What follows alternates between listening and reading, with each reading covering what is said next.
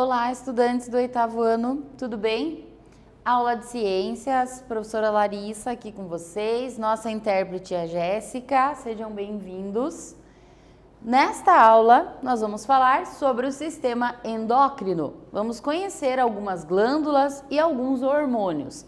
Então, os objetivos desta nossa aula, compreender a atuação de diferentes hormônios e reconhecer alguns efeitos que esses hormônios promovem no nosso organismo. Olha só essa imagem aqui, uma criança, dormindo tranquilamente. Dormir é também muito importante, assim como se alimentar bem, como se exercitar, se hidratar são importantes. Dormir bem também é fundamental para garantir um bom crescimento e uma boa saúde. Você sabia disso? Afinal, qual a relação do sono com o sistema endócrino? Até mesmo o nosso sono é promovido por hormônios. Nós podemos sim, sofrer influência, por exemplo, de medicamentos, conforme a quantidade de luz que a gente está exposto. Tudo isso são pequenas coisas que podem influenciar na qualidade do nosso sono. Então, quem controla o sono, uma boa noite realmente de descanso, é também o sistema endócrino, tá? Os hormônios, então, produzidos aí pelo sistema endócrino, eles vão ser produzidos continuamente, todo momento, tá? Pelas glândulas endócrinas, mas não vão ser secretados, liberados a todo momento. Eles vão ser produzidos, porém, eles vão ser liberados, lançados, conforme haja a necessidade, tá? Então, quando eles receberem um estímulo. Então, as glândulas, embora elas estejam o tempo todo ali produzindo os hormônios, elas vão liberar esse hormônio se houver um estímulo. É como se elas esperassem um pedido do organismo para estarem fazendo essa liberação. A hipófise, por exemplo, essa glândulazinha bem pequenininha aqui, localizada no nosso encéfalo, tá? Que é a base, ali do nosso cérebro, ela é controlada por outra glândula, que é o hipotálamo. Então, o hipotálamo está em volta dela, tá? E controla o funcionamento dela. E aí, o que acontece então? O hipotálamo é ele que faz a comunicação entre o sistema nervoso e o sistema endócrino, é ele que recebe as mensagens vindas do corpo e que vai estimular, então, a hipófise a funcionar, beleza? O hipotálamo, então, como eu disse, ele vai receber todas as mensagens que estão vindo do corpo através de nervos. Então, nós temos nervos espalhados pelo corpo todo e que vão trazer a mensagem até o nosso hipotálamo. E o hipotálamo, recebendo essas mensagens, vai poder passar as coordenadas para a hipófise. Quais são os hormônios que ela precisa produzir, tá? Então, isso é fundamental, para garantir aí essa continuação e essa comunicação entre o sistema nervoso e o sistema endócrino. Os dois têm que estar funcionando simultaneamente para que a gente possa estar com o organismo ativo. Agora vamos conhecer então algumas outras glândulas do corpo humano e quais são os seus hormônios, que efeito esses hormônios têm sobre o nosso organismo. Olha só essa glândula aqui, o pâncreas. Então ele é uma glândula localizada próxima ao nosso estômago, tá? O nosso fígado, nessa região abdominal. E o pâncreas é muito importante porque ele produz dois diferentes hormônios. A insulina e o glucagon. O que esses hormônios fazem? Eles fazem o trabalho oposto um do outro. Por isso que a gente diz que eles têm funções antagônicas. Isso quer dizer que são contrárias. A insulina, ela vai agir para diminuir a taxa de glicose no nosso sangue. Então, por exemplo, quando nós comemos uma bolacha, um biscoito, um pão, que são alimentos ricos em glicose, as taxas de glicose aumentam no nosso sangue. E aí, o papel da insulina é justamente tentar tirar essa glicose do sangue, tá? Tentar mandar ela para dentro das células. Já o glucagon, ele tem um efeito contrário. Quando uma pessoa está com as taxas de glicose muito baixas no sangue, o glucagon vai tentar elevar, vai tentar aumentar essa glicose, beleza? Então, efeitos opostos, mas dois hormônios importantes para garantir esse equilíbrio, porque nem glicose de mais no sangue é bom, nem glicose de menos, tá? As duas situações podem ser preocupantes. E aí, já que estamos falando em pâncreas, glicose, hormônios, né? Vamos dar uma olhada aqui, se você está entendendo mesmo, fazendo esta atividade. Essa atividade diz assim: se alimentar de forma saudável e equilibrada é essencial para garantir qualidade de vida. Isso porque, além de fornecer energia, é possível também, através dessa alimentação, prevenir e até combater doenças, manter o peso saudável e ter um bom desempenho, né? Um desenvolvimento físico, um bom crescimento. Explique o que acontece com a produção de insulina e de glucagon após uma refeição. Então imagina lá que você está tomando um café da manhã, comeu lá um pão, uma fatia de queijo, passou um pouco lá de manteiga, margarina, está tomando um café com leite lá. E aí, o que será que acontece com a produção de insulina e de glucagon após essa refeição que você acabou de fazer? Tenta explicar aí e nós já retornaremos para a nossa correção.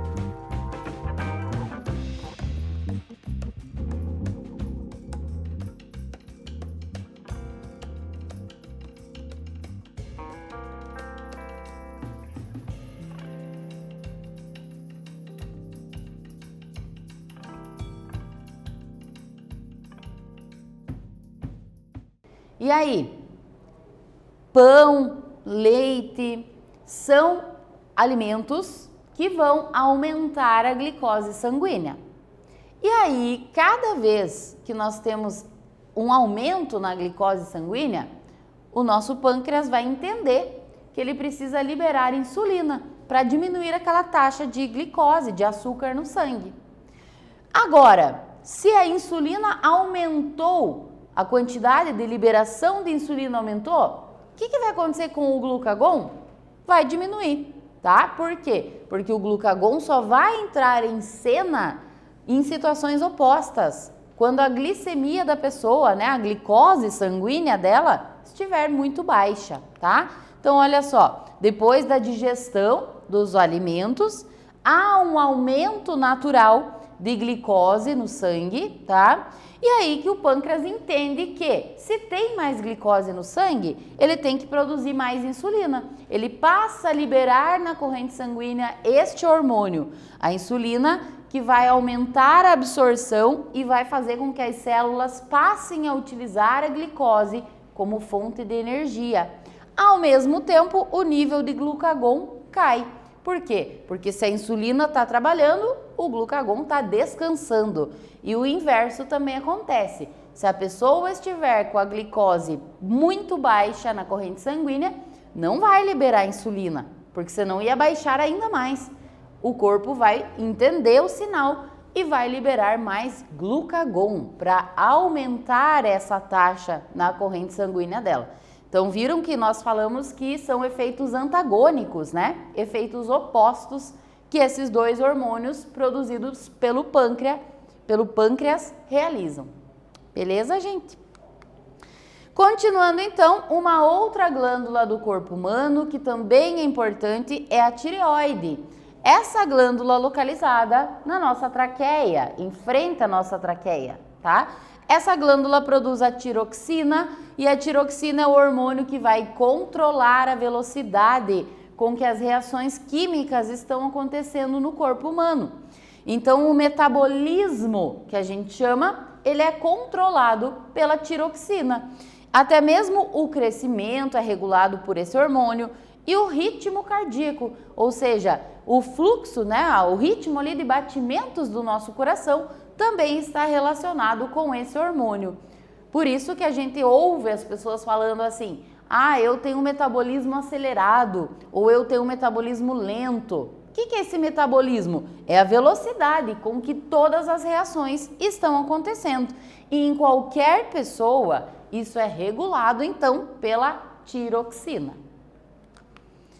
Nós temos ainda uma outra glândula chamada de timo. O timo ele fica localizado próximo aos pulmões, nessa região mais alta aqui, tá? Do nosso tórax.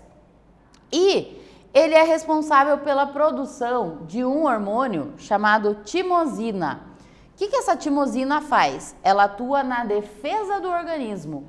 Ela atua na defesa contra bactérias, contra vírus, na imunidade mesmo. E isso é principalmente notado nos recém-nascidos, porque os recém-nascidos, eles ainda não têm anticorpos, né, produzidos. Eles acabaram de chegar ao mundo, então eles têm essa glândula que passa, né, a protegê-los nesse período até que eles começam, né, a ter contato com micro-organismos e a desenvolver os anticorpos quando vão crescendo, tá? Então essa glândula aqui, ela tem uma função importante contra infecções.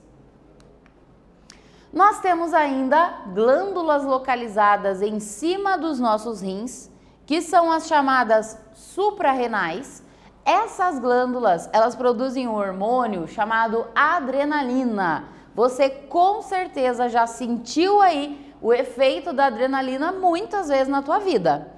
Por exemplo, quando você levou um susto, se alguém te assustou, você sentiu o coração daquela acelerada, a pupila dilatar, isso é adrenalina na tua corrente sanguínea. Você ficou com medo quando você vai num parque de diversões, está lá na montanha-russa, vê que aquele brinquedo vai disparar, você sente aquele tremor interno, a mão começa a suar, né? Você sente que o coração acelera, a respiração fica muito mais ofegante. Tudo isso é efeito da adrenalina no nosso corpo, tá? Então aquele frio na barriga é promovido por esse hormônio aqui, adrenalina. E por que isso acontece afinal, né? Qual que é a importância? A adrenalina, através desses mecanismos que ela faz, ó, aumentar a nossa frequência respiratória, os batimentos cardíacos, aumentar as taxas de glicose no sangue também, contrair os vasos sanguíneos, tudo isso que a adrenalina faz é uma estratégia do nosso corpo dele estar preparado para uma situação de fuga, de perigo, tá? Então pensa, quando você, leva um susto, por exemplo, o que o teu corpo entende? Que é uma ameaça, que você tem que fugir daquela situação. E aí os batimentos vão acelerar para mandar mais sangue para o seu organismo. Sua respiração aumenta a frequência também, para que você possa absorver mais rápido o oxigênio e aí produzir mais energia, tá? Então o nosso corpo, o efeito da adrenalina sobre ele é justamente para preparar o corpo para situações de emergência, de medo, de fuga, beleza? Vamos pensar e responder uma questão? Exercício, atividade 2 aí, então, de hoje. Para nos ajudar a reagir ao susto, o cérebro ordena, então o cérebro dá aquele comando para as glândulas suprarrenais para que elas liberem adrenalina, para que possamos lidar com a situação que estamos. Comente quais são os efeitos, então, produzidos pela adrenalina no nosso corpo.